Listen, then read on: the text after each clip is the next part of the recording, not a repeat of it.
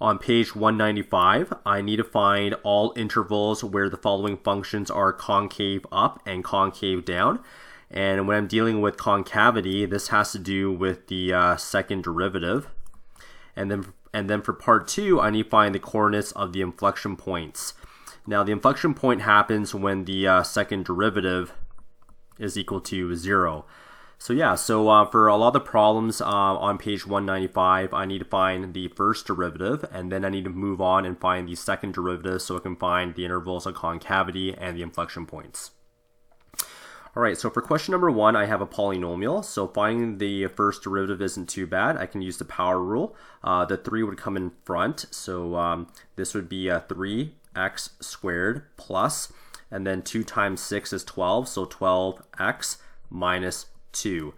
So that's my first derivative, and then I need to follow up by taking my second derivative, and I can use the power rule again. So 2 times 3 is going to be 6x plus 12. After I find my second derivative, I need to set that equal to 0. So if you want to find the intervals where the function is concave up or concave down, you do need to set your second derivative equal to 0. And for my second derivative, I can factor out a 6. So that would give me x plus 2. Now when I'm solving this equation here, the x plus 2, I can set this to 0, and the value of x that will set this equal to 0 is going to be negative 2. Okay, so after I've found the x value, which is negative 2, I can set up a number line. And on that number line, I would put the this value right here, which is negative 2. And then I would write my second derivative just underneath the number line here, which is going to be 6 bracket x plus 2. So now we need to find a number on the left-hand side of negative 2, and I also need to find a number on the right-hand side of negative 2. And then I would plug those into my second derivative. A very safe number on the left-hand side would be maybe like negative 10. If I plug in negative 10 here, that would be negative 10 plus 2, which would give me a negative result. So the 6 is going to be positive, but the x plus 2 will be negative. So positive times a negative is going to be negative. And then a very safe number that you can pick in the yellow region would probably be the number 0. So I think a 0 would be very easy to evaluate. So if I plug in 0 there, 6 would be positive and x plus 2 would be positive. So this would be a positive region in the after negative 2 there. Okay, so in order to satisfy the very first part of the problem, I need to find the intervals where I'm concave up and concave down. If I'm negative, this is going to be concave down. So I am concave down when x is less than negative 2. And I'm concave up in this positive region, in the yellow region. So I'm concave up when x is greater than negative 2. Now for the second part of the problem, I need to find the inflection point. Now the inflection point happens when the second derivative is equal to 0. So the x value here is negative 2, and I need to plug in negative 2 back into the original problem. Now the original equation is this purple equation right there. So I need to evaluate f of negative 2. So that's going to be negative 2 cubed. Plus 6 times negative 2 squared minus 2 times negative 2 minus 5. And if I evaluate that, that would give me 15. So the coordinates of my inflection point are, it's actually negative 2 comma 15, so this is my inflection point. Okay, so that concludes that particular problem. Now, what I'm going to do right now is, for further learning, I'm going to just draw the original graph, and I'm going to highlight the intervals where we're concave up and down, as well as the inflection points, just so that we understand what the answers mean. Okay, so if I just draw a graph right here, now I'm graphing the original function, so the original function is y equals to x cubed plus 6x squared minus 2x minus 5. And if I use a graphing calculator, the graph will look like roughly something like this. Something like that. And this particular point, the inflection point, which I'm going to highlight here in blue, I'm going to try to label that on the graph here. That's going to be roughly around here. So this point right here is the point -2, 15. That point right there. Okay, so let's go ahead and figure out what our answers mean here. So this concave down, that happens when I'm less than -2. So concave down is this region right here. That yellow region right there represents a graph that's concave down. So remember, concave down means you're pretty much like a parabola opening down, and this part of the graph is concave down there. Okay, and then we're concave up when x is greater than -2. So greater than -2 is over here in green. So this whole region right here, that whole green part, that's concave up. So remember, concave up means a parabola opening upwards, and the part of the graph that's concave up is from -2 onwards. Okay, and the inflection point is -2, 15, because that's the point that separates the concave up from the concave down. All right, so that's it for question number 1. Let's move on to question number 2 now. All right, so for question number 2, I have another polynomial, and I need to find the intervals where I'm concave up and concave down, and I also need to find the inflection points. All right, so for the very first part, I need to find the first derivative using the power rule. So this would be 4x cubed minus 2 times 6 is 12, so minus 12x plus 5. So that is my first derivative, and then I need to go ahead and find my second derivative, and I can use the power rule again. That's the nice thing with polynomials. So 4 times 3 is going to be 12x squared minus 12. And then in order to find my intervals of concavity, I need to set my second derivative equal to 0. And on the right-hand side, I can factor out a 12. If I factor out a 12, I get 12 bracket x squared minus 1. And if I set that equal to 0, this right here, that binomial, I can set that equal to 0. The -1 would go to the other side and become positive 1. And then after that, if I take the square root of both sides, x would equal to plus or minus 1.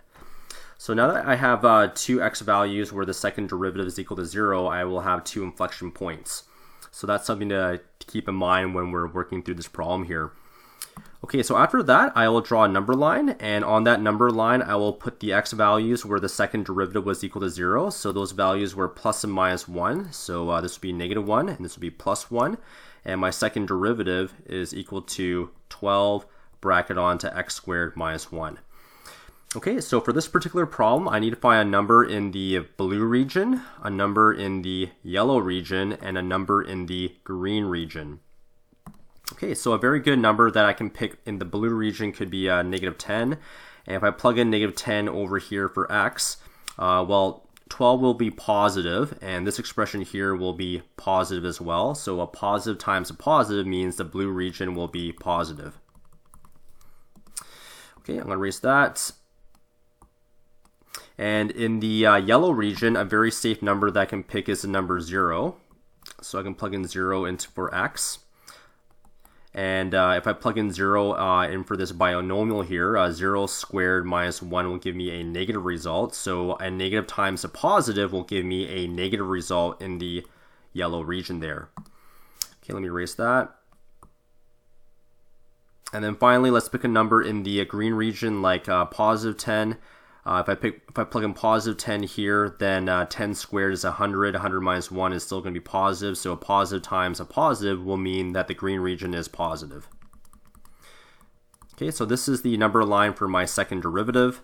And once I've established my number line there, I can now jump to the final conclusion here. I'm concave up where I'm positive. So this is concave up, and I'm also concave up over here. So 1 second here, this is concave up, and I'm concave down in the yellow region, so this is CD, concave down. All right, so let me just kind of write that out in a full sentence now. I'm concave up when x is less than -1, and when x is greater than 1. And I'm concave down between -1 and 1, so that would be -1 here, a 1 there, an x in the middle, and the signs point to the left.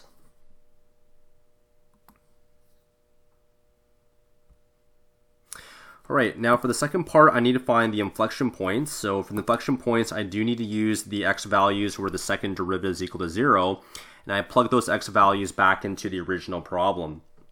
Okay, so the original equation was f of x equals to x to the power of 4 minus 6x squared plus 5x. Plus 5x. And I need to evaluate f of 1. And I also need to evaluate f of negative 1. So I'm just plugging these values back into the original equation here. So this would be 1 to the power of 4 minus 6 times 1 squared plus 5. And if I do that, according to my calculations, this would give me a value of 0. So my first inflection point would be 1, 0. This is my first inflection point. And then I would also plug in negative 1 back into the original problem. So this would be negative 1 to the power of 4 minus 6 times negative 1 squared plus 5 times negative 1, and that would give me a value of negative 10. So my other inflection point would be the point negative 1, negative 10. And this is the other inflection point. So I have 2 inflection points there.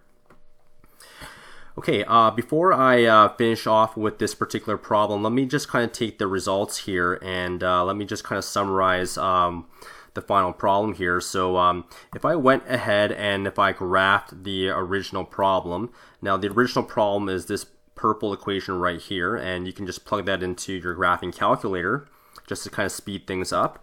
And the graph would look like this, roughly, something like that. And then go through the origin, then down, then up again. So the graph is something like that. And let's go ahead and plug in the inflection points. So the inflection points are these yellow coordinates right here. So 1, 0. So 1, 0 is right here. This is the point 1, 0. And the point negative 1, negative 10 is roughly around here. So this point right here is negative 1, negative 10. Okay, let's figure out what this part means, concave up. Okay, so I have x is less than negative 1. Okay, so if x is less than negative 1, I'm talking about this region right here, that blue region. And if you look at that blue region is definitely concave up. And I'm also concave up when x is greater than 1. So where's x is greater than 1 on the graph? Well, that's this region right here. And that blue region is definitely concave up. It's a parabola that's opening up. And then finally, let's take a look at the concave down here in yellow. Concave down is when you're between negative 1 and 1. So that represents this yellow region right here. So this whole yellow region is definitely concave down because I have a parabola that opens down. So remember, concave down looks like this. And that yellow part is just capturing that part of the concave down graph. Okay, so there you go. That's how the results will look like on the graph. And once again, the inflection points are the points that separate the concave up from the concave down. Okay, let's move on to the next question here, number 5. And for number 5, I no longer have a polynomial. I have this exponential function. So let's start off by taking the first derivative here. So y prime would equal to e to the power of negative x squared. And the second derivative, and then I would have to take the derivative of the exponent there. So the derivative of negative x squared is bracket negative 2x. And then if I just clean that up, that would be a negative 2x times e to the power of negative x squared. That's my first derivative. And then let's go ahead and find the second derivative. And for the second derivative, I would now have to use the product rule here because I have two parts being multiplied with each other. The derivative of negative 2x is going to be negative 2 times the second part, which is e to the power of negative x squared, plus the first part, which is negative 2x, times the derivative of the second part, which is e to the power of negative x squared. And then I find the derivative of the power there, which is going to be negative 2x. And then after that, I can close the bracket. Okay, from here on, you should definitely try to simplify this. So this would be negative 2e to the power of negative x squared. And then there's a minus sign and a minus sign and a plus sign. So if I multiply that out, I will get a plus sign. And then I can now multiply this x and that x. X times x would be x squared. And then I would have the 2 and the 2 multiplying. So 2 times 2 is going to be 4. So 4x squared e to the power of negative x squared. So that is my second derivative simplified. And then I need to set equal to 0. Now, once you set that equal to 0, you want to look to factor out the common factors here. So I can factor out this guy here, the exponential part. So let's factor that out, e to the power of negative x squared. And then I can also factor out, I have a plus 4 and a negative 2. So let's go ahead and factor out the negative 2. And then if I factor that out correctly, I'll be left with 1 minus 2x squared. And then I would set that equal to 0. Okay, the good news is when we're simplifying this, this part right here, that never equals to 0 because it's an exponential function. So that will have no values of x that are of interest to us. But this part right here, the binomial part, we can set that equal to 0 by doing this. 1 minus 2x squared equals to 0. 1 would now equal to 2x squared. And then I can divide both sides by 2. That would cancel. Now I'm left with 1/2 equals to x squared, and then I can take the square root of both sides. And then finally, the values of x that would work would be x equals to 1 divided by root 2 plus or minus. All right, so since I have two x values, I'll have two inflection points. Okay, let's go ahead and now set up a number line here. So here is a number line, and let's go ahead and plug in the values of negative 1 divided by root 2, and also positive 1 divided by root 2. And my second derivative here, y double prime, would equal to negative 2x to the power, it'd be negative 2 e to the power of negative x squared times 1 minus 2x squared, close the bracket. And now we need to find a value in the yellow region, the blue region, and the green region, and I need to plug those values into my second derivative to find where I'm concave up and concave down. Okay, as you're thinking about this problem, if I take a look at my second derivative here, especially this first part here, that part will always be negative. Regardless of what x value you plug in there, it doesn't matter. Since there's a negative 2 here, that will make the whole exponential function negative. So you just need to focus on the polynomial here in blue, and that might help you speed up the calculations here. Okay, let's pick a number on the in the yellow region here. Let's pick maybe negative 10. If I plug in negative 10 into that polynomial right there, that's going to make the whole expression negative. And a negative times a negative would give you a positive result in the yellow region there. Okay, let's erase negative 10 and let's pick a different number now. And the obvious number that you should pick in the blue region here is going to be 0.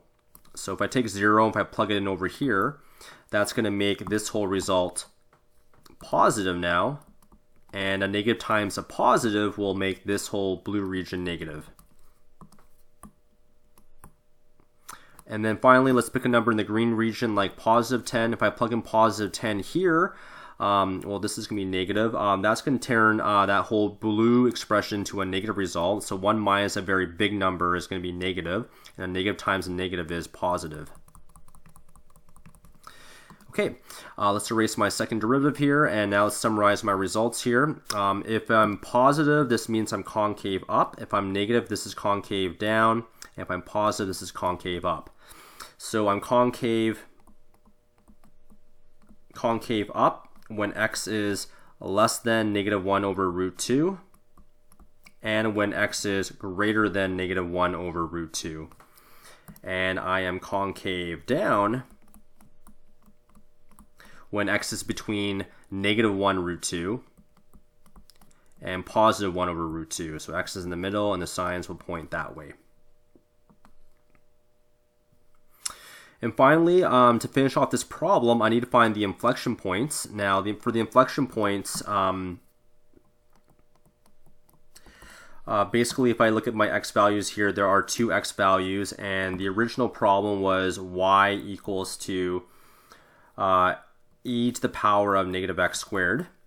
So I need to plug these x values back into that original problem. So let's do that. So if I do f of 1 over root 2, if I plug that in, I would get e to the power of 1 over root 2.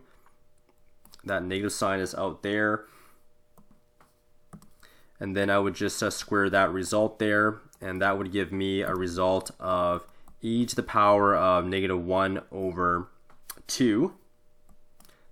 So that's my corresponding y value. So my coordinate now would be 1 over root 2, comma, e to the power of negative 1 over 2.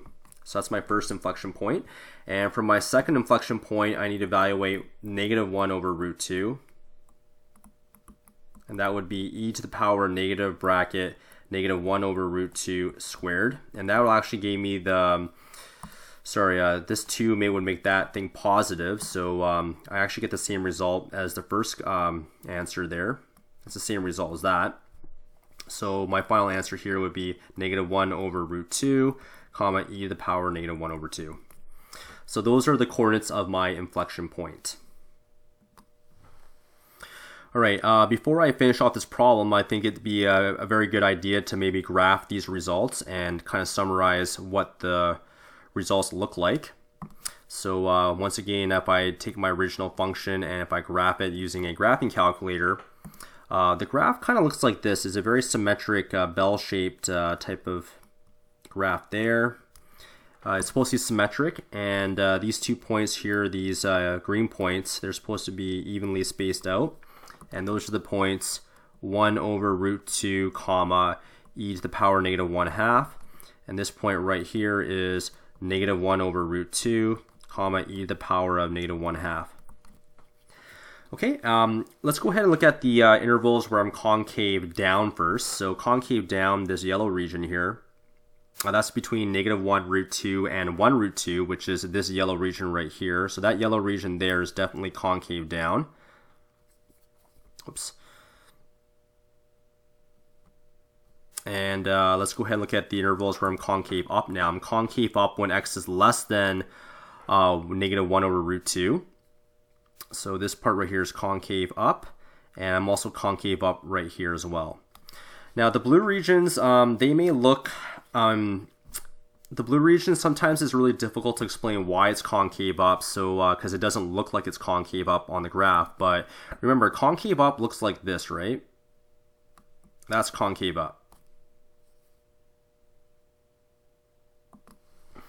And let me just show you why the blue region represents concave up. So this part right here where it's concave up, that represents the right-hand side right here. So that part right there is the concave up there. And this part right here in green, if you think about that, that's actually the left-hand side of the concave graph of the parabola going up. My graph isn't really spaced out nicely, but definitely this part right here is concave up, which matches that part right there. So that's why the graph looks like that, and that's why the intervals are concave up from the left of negative 1 over root 2 and to the right of 1 over positive root 2.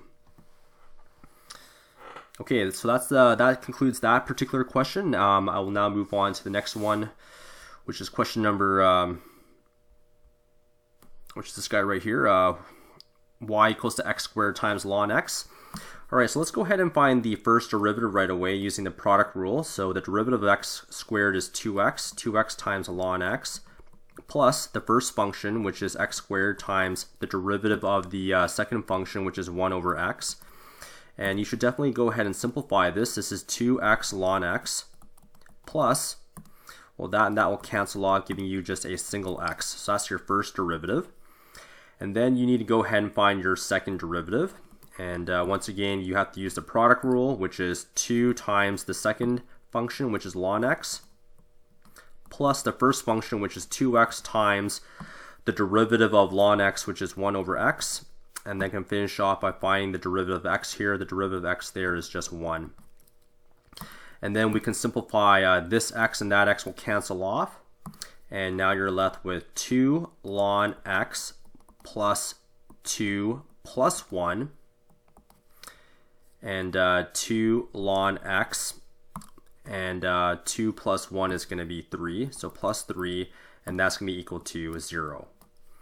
Okay, so now we got to solve this equation right here. The 3 can move to the other side, giving you negative 3 equals to 2 ln x. And then I can divide both sides by 2.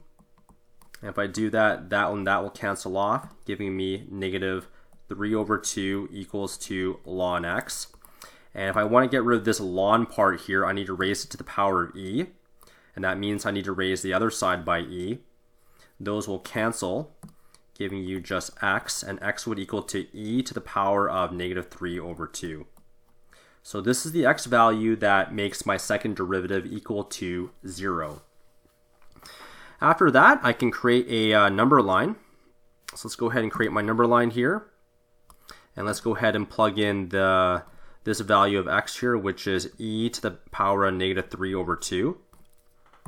Now, if you're not sure what that value is, you can definitely put that into your calculator, and that's going to be about 0.223, so it's a very small number. And after that, we can write out our second derivative. Our second derivative was 2 ln x plus 3. And one more thing that I want to emphasize before I start my number line, the original problem was y equals to x squared times ln x. This was the original function. And for the original function, since you have a ln there, that means the domain has to be x is greater than 0. So on my number line here, I should cut this off on the left-hand side by putting a 0 here, because I don't want to go further to the left of 0, because that would mean my function is undefined. So for my number line, the farthest point to the left that I can go to is 0, because the original function's domain is x is greater than 0. Okay, so let's go ahead and pick a number in the yellow region, and let's go ahead and find a number in the blue region. Finding a number in the blue region is much easier to evaluate. I can pick the number 10, and if I plug in 10 there, that would make ln positive, and a positive number times 2 plus 3 would make this entire region positive. So finding a number on the in the blue regions is much easier to analyze. Now we know that e to the power of negative 3 over 2 is roughly 0.223. So I need to pick a number between 0 and 0.223. So a very safe number could be maybe 0.01. And if I plug in 0.01 into ln, if you're taking the ln of very small decimal numbers like 0.01, that's going to make this entire expression negative. And if you times it by 2, it becomes more negative, and if you add 3 to it, it's still going to be negative. So this whole yellow region is going to be negative. So if you're not comfortable with playing with that result, just plug the numbers into your calculator and play around with the regions there. Okay, let me just erase the results here, and let's go ahead and now summarize the number line here. So if I'm negative, this is going to be concave down. If I'm positive, this is concave up. So I'm concave down when I'm in that yellow region, so I'm between 0 and e to the power of negative 3 over 2. So the way that we can write that is there's a 0 here, there's e to the power of negative 3 over 2, put the x in the middle, and the signs always point to the left. And then I'm concave up when I'm greater than e to the power of negative 3 over 2. So x is greater than e to the power of negative 3 over 2. All right, and then finally, I need to find the inflection points. So for the inflection points, here is my original function y equals to x squared times ln x. And I need to take this value right here, and I need to plug that back into the original function there. So I need to evaluate f of e to the power negative 3 over 2. So that's going to equal to bracket e to the power negative 3 over 2, close the bracket, and then I'm going to square it, times ln of e to the power of negative 3 over 2. And then I need to simplify this. Okay, so if I simplify this 2 and that 2, that cancels off. So that gives me e to the power negative 3. And then if you remember your ln rules, this ln and that e, they cancel each other out. And this part right here just goes to the front. So it's going to be negative 3 over 2. And then if I just multiply this out, this is going to be negative 3 over 2 e to the power of 3. Okay, so that negative 3 just goes down there. So that right there is my y value. And my inflection point is going to be the coordinates e to the power negative 3 over 2, comma, negative 3 over 2e to the power of 3. Okay, so that concludes that particular problem, and just to kind of finish up this problem, I will also do a very light sketch to kind of summarize all the results here. So if I had to kind of draw the original graph here, let me just try to make this right here. The original graph kind of looks like this, kind of like that, and the inflection point right here is roughly around here. So that point right there is the inflection point. And if I'm concave down means I'm between 0 and e to the power of negative 3 over 2, which is this region right here. So if you think about a concave down graph, which is this, only half of the graph is being captured over here. And finally, I'm also concave up when I'm greater than e to the power negative 3 over 2. So this whole yellow region right here is concave up. Okay, and so that's it. So that concludes this particular video.